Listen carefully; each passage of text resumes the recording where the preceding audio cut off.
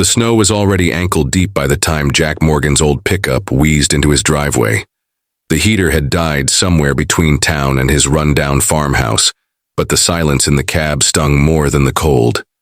In the back seat, his 7-year-old daughter Emma stared blankly out the frost-laced window, clutching a teddy bear that had lost an eye and most of its stuffing. Jack was 38, widowed, and working 2 jobs to keep the lights on. Every day was a battle between bills, grief, and the aching loneliness that crept in when the world slowed down. He hadn't expected to raise a daughter alone, but then again, life hadn't asked for permission when it unraveled. That evening, as Jack was dragging firewood in from the porch, headlights lit up the long dirt road.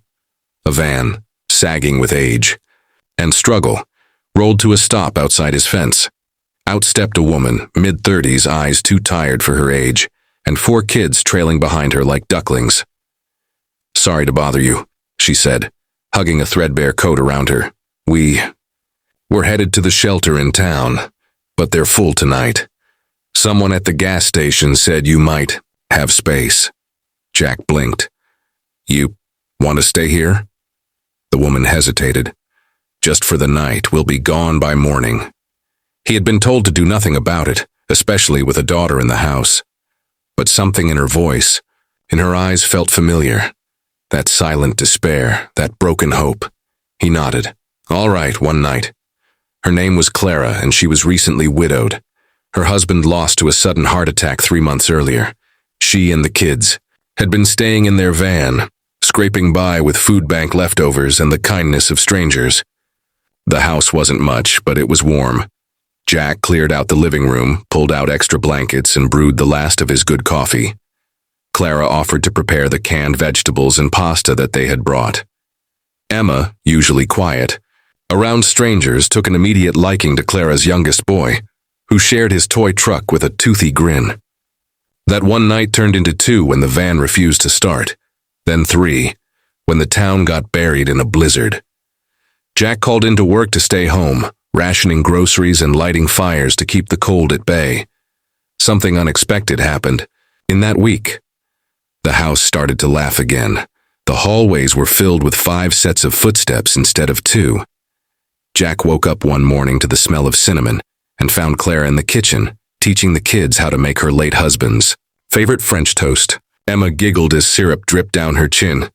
Jack watched them from the doorway, something tugging at his chest. He hadn't seen his daughter smile like that in months.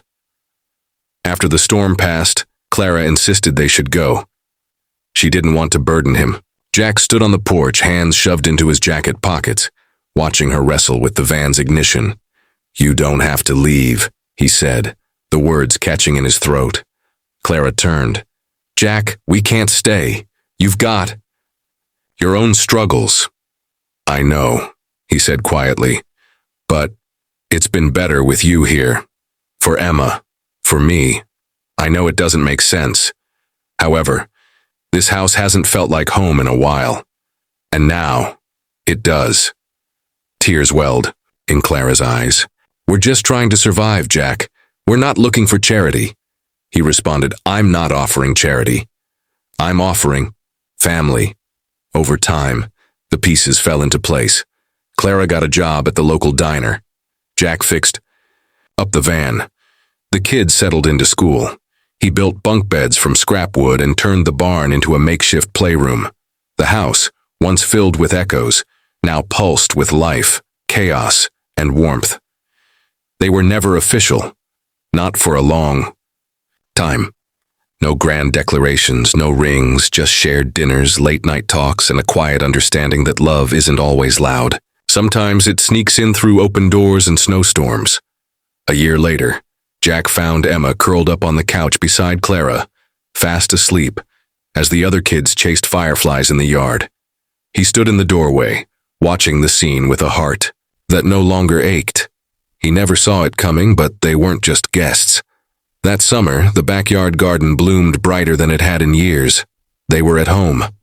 Clara had a knack for coaxing life from soil, and Jack, despite years of neglecting the patch, followed her lead, grateful for any excuse to share quiet mornings with her and the kids.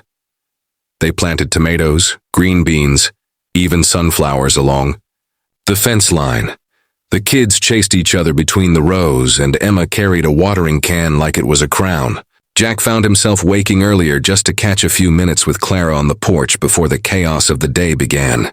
They sat with mismatched mugs in hand, watching the mist lift off the fields, talking about everything and nothing.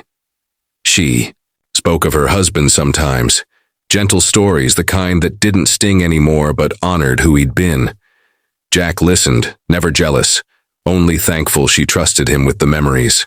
It was a strange thing, the way grief and love coexisted. On the mantel, Jack still displayed a picture of his wife. Emma would sometimes ask about her mom, and Clara always made space for those moments, never flinching, never trying to fill shoes that weren't hers. One evening, the boys found Jack's old guitar buried in the attic. They begged and pleaded until he relented, despite the fact that he hadn't played in years, not since the accident.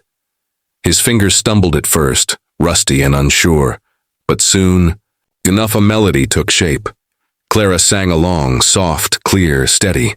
The kids joined in, their voices off-key and joyful. It wasn't polished, but it was perfect. Then came the call. Jack was offered a full-time position at the hardware store. Benefits, steady hours, a promotion. It was more than he'd hoped for, but it meant giving up the side work that kept them afloat. He was torn. "I don't want to gamble our stability," he confessed one night as Clara folded laundry. "You're not gambling," she said, looking up at him. "You're building." He stared at her for a long moment, then simply nodded. He took the job. Months passed. Birthdays were celebrated, with handmade cakes and hand-me-down decorations. When the youngest broke his arm falling off the tree swing, Jack stayed with him at the hospital all night, holding his hand. When Clara's car broke down again, Jack fixed it without a word, knowing she'd never ask. One night, after the kids had gone to bed and the crickets had taken up their usual song outside, Clara sat beside Jack on the couch and said, "You know, I never thought I'd feel safe again. Not after everything. But this is safety. Not the kind that comes from locks and walls, but the kind that comes from knowing someone's in it with you. All the way." Jack didn't respond right away. He just reached for her hand, fingers lacing easily with hers. "I didn't know what I was missing," he said finally, "until you showed up at my gate that night." They didn't need to say more. The kids stirred upstairs. A door creaked. The wind rustled through the trees. And still they sat. There, two people who'd been broken by life, stitched together not by fate but by choosing, every day, to stay, to care, to show up. It was never the plan, but it became the dream. And in that house on the edge of town, where once there was only grief, there was now laughter, chaos, love, a family, a forever home, built not by bricks, but by the unshakable power of kindness.